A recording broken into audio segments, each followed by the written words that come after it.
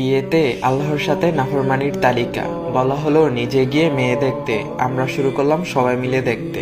বলা হলো মেয়ে দিনদার কিনা দেখতে, আমরা শুরু করলাম মেয়ে সুন্দর কিনা দেখতে। বলা হলো ছেলেকে দিনকে প্রাধান্য দিতে, আমরা শুরু করলাম ছেলের টাকা পয়সাকে প্রাধান্য দিতে। বলা হলো নিজের পছন্দ মতো মেয়েকে বিয়ে করতে, আর আমরা শুরু করলাম মানুষের মন রক্ষা করতে। বলা হলো মেয়েদের মতামত নিয়ে বিয়ে দিতে, আর আমরা শুরু করলাম নিজের ইচ্ছেতে বাধ্য করে বিয়ে দিতে। বলা হলো কম খরচে বিয়ে করতে, আর আমরা শুরু করলাম আনুষ্ঠানিকতার নামে টাকা অপচয় করতে। বলা হলো মসজিদে বিয়ে করতে, আর আমরা শুরু করলাম কমিউনিটি সেন্টারে শুটিং করে বিয়ে করতে। বলা হলো আল্লাহর সন্তুষ্টির জন্য বিয়ে করতে, আর আমরা শুরু করলাম নিজের স্বার্থের জন্য বিয়ে করতে। বলা হলো ছেলে পক্ষকে ওয়ালিমা করে মানুষকে খাওয়াতে, আর আমরা শুরু করলাম মেয়ের বাবার উপর জুলুম করে খাইতে।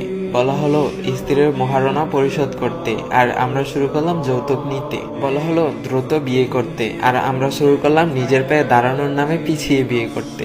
বলা হলো বিয়েকে সহজ করতে, আর আমরা শুরু করলাম কঠিন করতে। বলা হলো নতুন বউকে দেখলে দোয়া করতে, আর আমরা শুরু করলাম হাতে টাকা ধরিয়ে দিতে।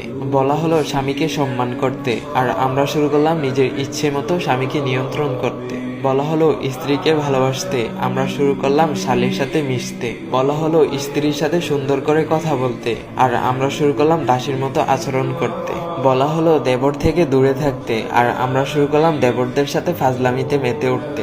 বলা হলো স্বামীর জন্য সাজতে, আর আমরা শুরু করলাম রাস্তার ছেলেদেরকে দেখানোর জন্য সাজতে। বলা হলো নিজের স্ত্রীকে পর্দায় রাখতে, আর আমরা শুরু করলাম তাকে নিয়ে বাজারে বেড়াতে।